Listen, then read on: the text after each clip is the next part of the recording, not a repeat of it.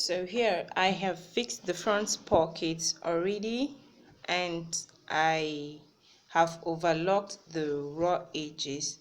So the next step for you to do is to place the back parts. This is the front. I fixed the pockets on the two front parts of it. So if you're interested in knowing how I went about fixing this pocket, and you can see that the pocket is very flat and nice. So if you're interested in knowing how I went about fixing the pockets, just drop your comments down in the comment section. Then we have this front part here. What you need to do is to place your back parts. Take note of the side and the back. This is the buttocks where the crotch is. So align the side together. As you can see, after aligning it together, all you need to do is to run a stitch down to the hem, as you can see. So what I'm going to do is to go over to the machine and run a stitch. While running a stitch on your trousers, take note of this. Some people start from the waist part of it to run a stitch. This may cause a shortage here in the hem part of it. So you don't need to start from the waist part of it. You have to start from the hem part of it and place it on the machine and run it down to the waist. Why do I say so? It's because if you have maybe or in one way or the other made a mistake while fixing the pocket, that shortage should appear on the waist part of it, not on the hem. Because while cutting the material, you had taken your time to make the hem to be equal, especially if you have a design like this on the hem part of it. So you really need to start from the hem part of it and run a stitch, thereby matching these designs together to make it neat when you have finished sewing your clothes. So let me just run a stitch and show you how it looks like. I'm going to do that for these two sides of the trousers. So after running the stitch on the side, this is what we have here. So all you need to do is to use your steam iron, open up this seam this way, and if you have excess here, try to blend it. But if you are sure that after cutting it that you had it equal, you don't need to blend the excess. You don't need to cut it off, because it's going to short the fabric. But if you are sure that if you're sure that you did it the right way, all you need to do is to lose the stitch, place notches as intervals, and then go ahead and stitch it over again, and make sure that your notches that you place matches each other. Take for instance, if you cut it this side seam to be equal, you need to put the trousers before stitching it, put it and place some notches using your scissors at intervals, maybe on the knee line, the waist line, the hips line, the knee line, or the crotch line. Then after placing the notches, all you need to do is to make sure that you match the notches as you are sewing it, so as to give you the perfect points. So let's open up the seam and iron it. After ironing it, I'll be back. So after opening up the seam, this is what we have, and it is really pressed down flat. So the next thing for you to do is to prepare your waistband, and here I have made mine already. Still, if you're interested in knowing how to make your waistband, comment down in the comment section, then I will see what I can do. So after this, what you need to do is to get your waistband that you have added some interface to make it strong, then open up the waistband and sew it on the right side. That's right side facing each other. Open it up this way and stitch around the waist.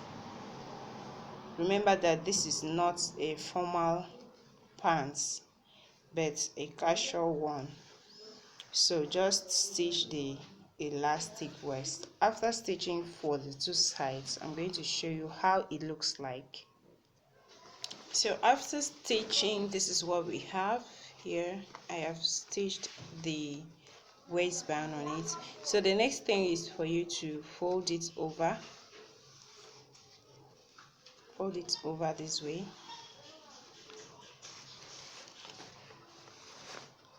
fold it over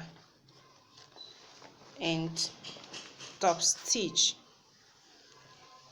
That means you're going to stitch on a ditch.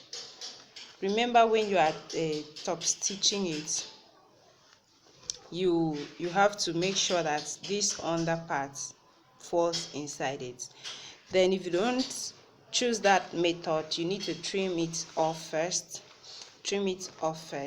Then you join the back together, sorry, the front together this way.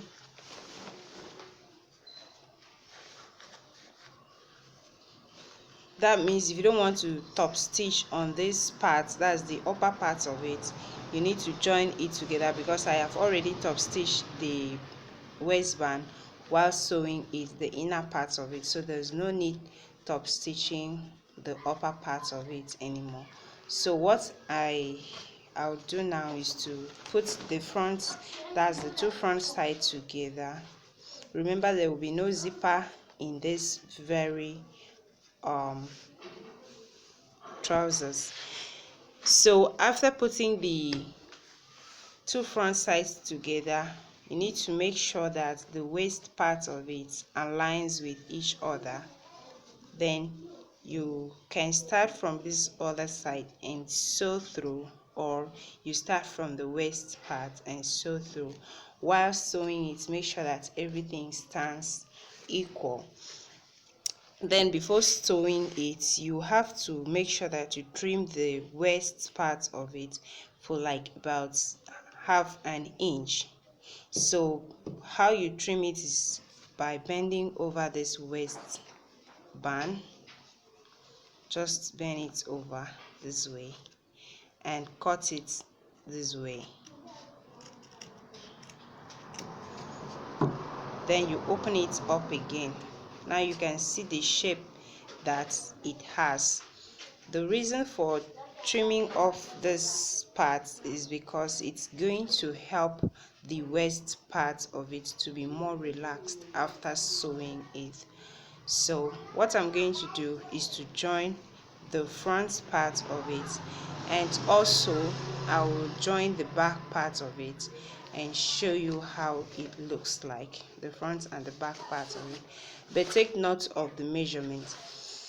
When you are joining it, you need to check your measurements.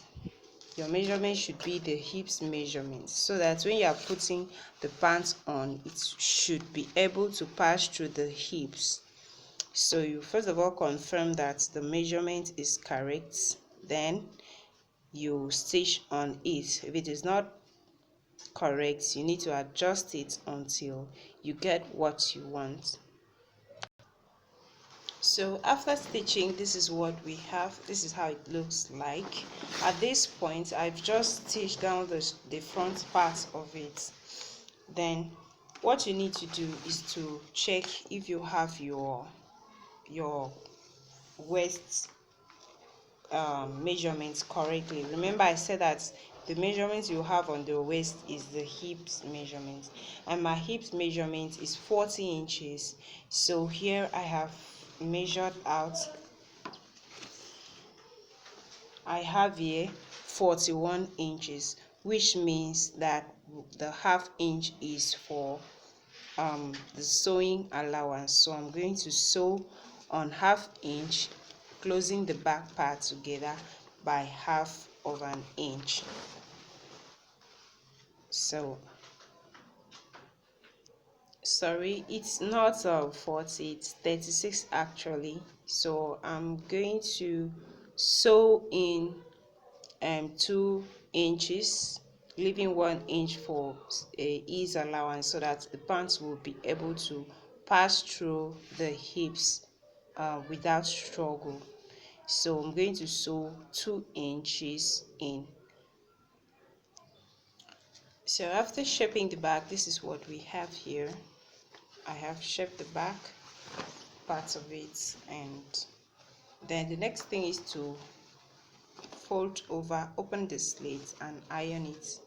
Sorry, open these points, the seam, iron it out. Then after ironing it, that's what you're going to do for both the front and the back.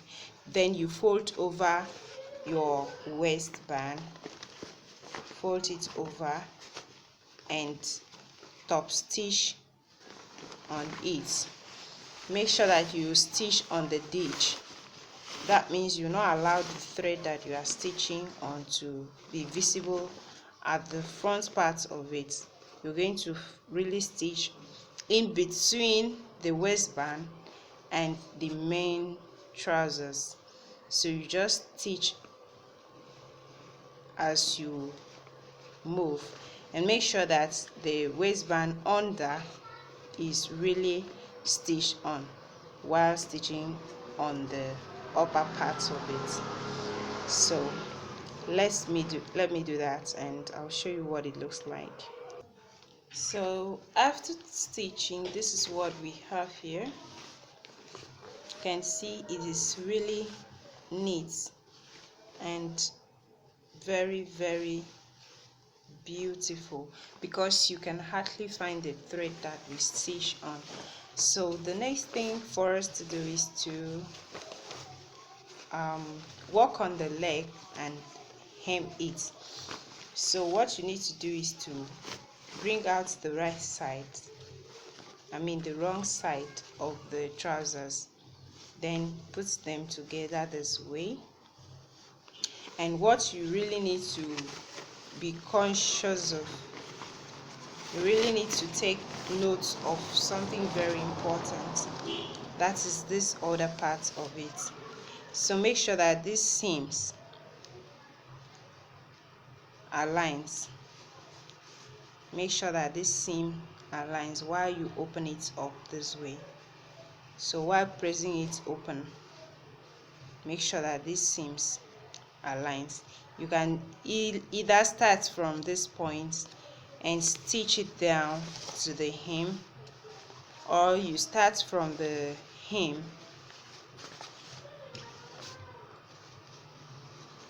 and make sure that you pin up this point. If you want to start from the hem, pin up this point and stitch from the hem up. As you can see, this one aligns and it matches very well, because I do not have any shortage. So I have to be very careful while stitching it, so that when I stitch it up to this point, I will have this seam matching each other. And that is what I will do. As I stitch past that point, I will move over to this other side and stitch it to the hem. So after stitching, I'm going to show you how it looks like. So after that, this is what we have. As you can see, everything is just so perfect. So, and from the knee line to the crotch and back to the other knee line, if you know that your stitch is not very strong, even if you feel that it is strong enough, you can stitch it twice for security purpose. There are there's sometimes that someone will just want to sit down or maybe lift his leg up, and he realizes that his pants splits open. So you have to secure it very well so that such a thing does not occur to your clients. And even on the back part of it, you can still secure it with a stitch. You can double stitch it for security purpose. So this is how the pants looks like. If you turn the right side, this is what it looks like. And take note of these points, the middle points, it really matches each other. Look at how the lines are just so perfect. So please, I know that you enjoyed watching this video. So the next thing for you to do is just to hem it. Let me just bring out the leg. So here it is. It looks so perfect. So you need to iron it, iron the seam open, and then hem it. Then if you intended to use elastic, as I have done in my own case, I have left about 2 inches opening here so that I can pass the elastic in. Then if you intended to put a rope on it, you can still open up this point.